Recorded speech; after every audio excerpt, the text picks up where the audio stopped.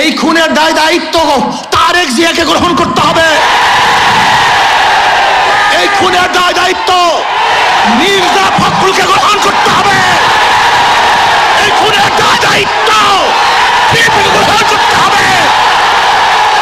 এই খুনের দায়িত্ব প্রত্যেক প্রশাসন গ্রহণ করতে হবে। চাঁদা নিলে পুরস্কার, ধরা পড়লে বহিষ্কার, ভাইরাল হলে গ্রেফতার।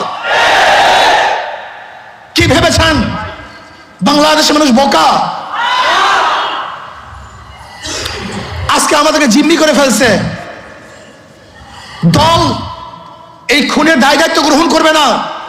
আমি স্পষ্ট ভাষায় বলতে চাই, আমি জনগণের কাছে প্রশ্ন রাখতে চাই, এই বহিষ্কারই কি তাদের চাঁদা ফিরছে, দখলদারি ফিরছে, খুন ফিরছে?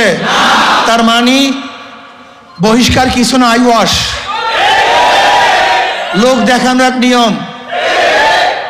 তারা কি বলে, ব্যক্তি দোষ করলে দল সেই দোষের দায়িত্ব গ্রহণ করবে না। আমি মনে করি আওয়ামী লীগ বিএনপি দুর্নীতি ফ্যাক্টরি, খুনের ফ্যাক্টরি। আবরারকে কারা হত্যা করেছিল? যেই ছাত্রগুলি হত্যা করেছিল তারা মেধাবী ছাত্র বাংলাদেশের, কিন্তু এই ফ্যাক্টরিতে যাওয়ার পরে তার খুনি হয়েছে। আজকে হাজারো মেধাবীরা এই আওয়ামী লীগ বিএনপি করার কারণে ওরা ধর্ষক হয়েছে, ওরা চাঁদাবাজ হয়েছে। এই দলগুলি এমন এক ফ্যাক্টরি, যদি ফেরেশতাও সেখানে ঢুকে আজাজিল হয়ে বের হবে।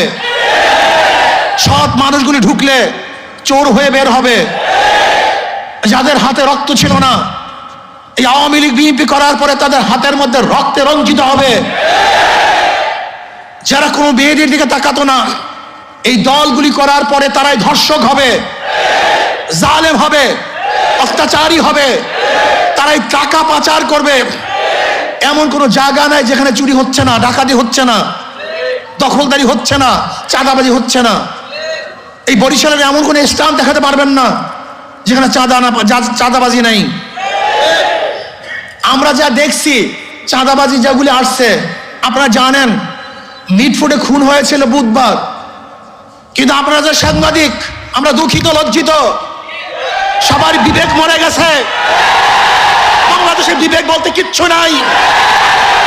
বুধবার এই ঘটনা ঘটছে, কোন সাংবাদিক এই ঘটনা প্রকাশ করতে পারে নাই, অথচ সবার মাঝে এই ঘটনা ঘটেছিল। নাই একজন বাংলাদেশের সাংবাদিকের ঘটনা প্রকাশ করার মতো, নাই একজন পুলিশ কেস গ্রহণ করার মতো। আজকে এই মামলার যে বাদী,